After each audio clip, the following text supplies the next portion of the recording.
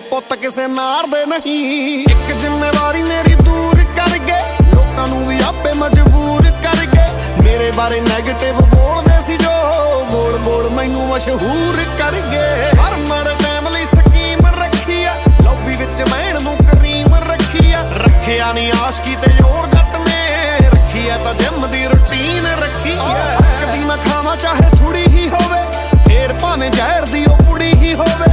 And ਤੱਕ ਕਰੂਗੀ ਪਿਆਰ ਮੇਰਾ ਜੋ, ਜਿੱਦਾਂ ਬੱਚਾ ਹੋਇਆ ਮੇਰੇ ਕੁੜੀ ਹੀ ਹੋਵੇ।